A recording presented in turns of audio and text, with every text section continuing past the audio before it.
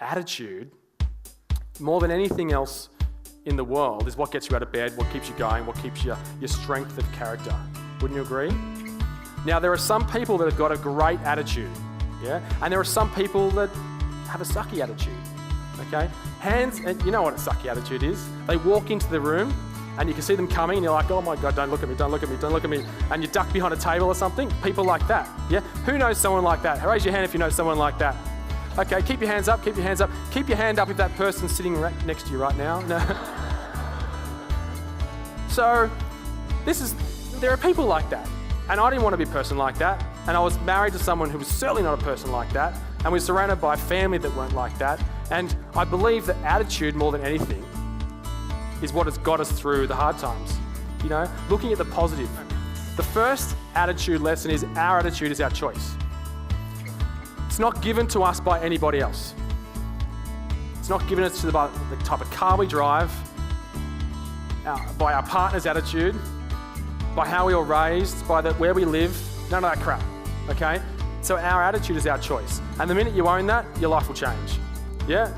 So the attitude I've got right now, I gave myself. I made the choice for that attitude. And the attitude that you guys have, you've given to yourself, nobody else. Some of us thinking, oh crap, so I'm responsible for this crappy mood. No. But it's true, right? It's a choice. And we make that choice. Moment upon moment upon moment every day. Now, I've also learned that our attitude, number two, our attitude determines our approach to life. Doesn't it? Our attitude determines our approach to life. It's like this lady, she's out shopping with a daughter, and she walks into she's a bit cranky and she's tired and she's had enough at the end of the day, and they've got one last shop to walk into. So she walks into this shop with her daughter. She comes back out, she goes, oh my God, did you see the look that salesperson gave me? And the daughter says, Mum, you had that look when you went in. Because our attitude is our choice, right? There's another one. There's a guy, he's sitting down, eating his sandwich, his ham sandwich. He's sitting there, he's grumbling about it. He's at lunch and at work. Grumble, grumble, grumble. Oh, ham sandwiches, hate ham sandwich, bloody ham sandwiches. And his mate says, mate, why don't you just ask your wife to make you something else? And he goes, you leave my wife out of this, I make my own sandwiches. Our attitude is our choice. So number three, our attitude can turn our problems into blessings. Our attitude can turn our problems into blessings. Now, our attitude, remember, it's not determined by the people around us. Our attitude is determined by ourselves. It's our choice. And it determines our approach to life. But also when we are faced with problems, I believe they give us the greatest opportunity for learning, growth, and moving past that, and having great experiences, yeah? So my business partner, that was a crap experience. $500,000 up to another $250K on top of that. Years of paying that back, stress, anxiety, lots of stuff. Now I could look at that and I could say, poor me. Or I can look at it and I can learn. And don't get me wrong, there are times when I looked at it and said, poor me, and I was grumbling and miserable and stressed and anxious and probably rude and horrible to some people. I wasn't perfect the whole time. Was I perfect the whole time? I'm not sure, maybe I was. So, you know, we all have good and bad days. I'm not talking about suppressing real emotion as well. And I think this is important. Some people say, well, if I'm sad about something, maybe I should be sad about it. And if I'm mad, maybe I should be mad about it. Absolutely.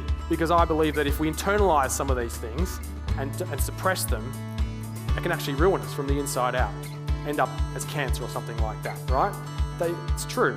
When you suppress the real emotions, it ends up manifesting in yourself as something else. So experience true emotion. If you've had a death in the family, you want to celebrate in that death and be sad, don't you?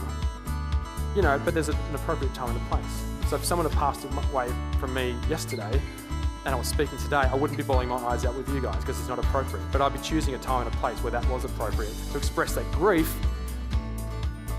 Our attitude. So there's this bird, right? This bird and this a whole group of birds really, and that every year around wintertime they would fly from Tasmania all the way up to the Queensland and Northern Territory. It's nice and warm, okay, to escape the cold. But this one bird decides, well, this year, look at the flying thing, I'm going to stay down here. How bad can it really be?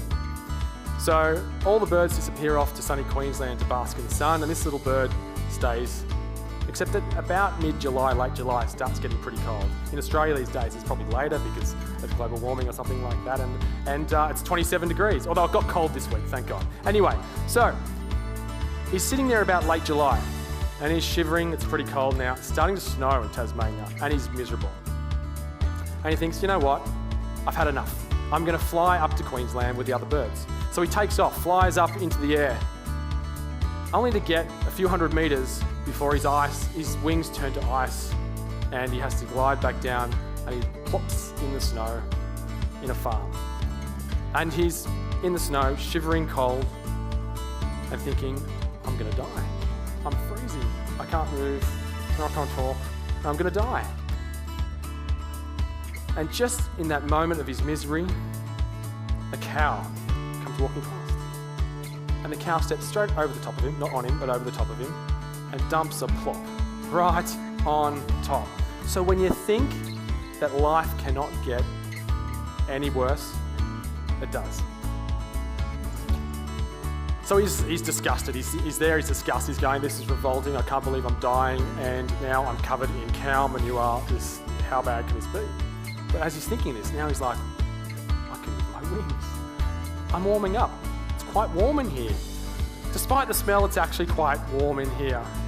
And he's like, I'm not going to die. So he starts feeling really good about himself. And so then, he's so happy, he starts singing, and chirping and singing and chirping and singing. And along comes the cat from the farm. Hearing this chirping, the cat comes along and sees this chirping poo on the ground and thinks, oh, what's this? This is lovely, and licks him clean. Isn't that nice? And then he eats it. So I guess there's some lessons we can learn out of this, can't we? So one, everyone that comes and dumps on you is not necessarily your enemy. Everyone that comes and removes that dump isn't necessarily your friend. And most importantly, when someone comes and takes a dump on you, keep your mouth shut.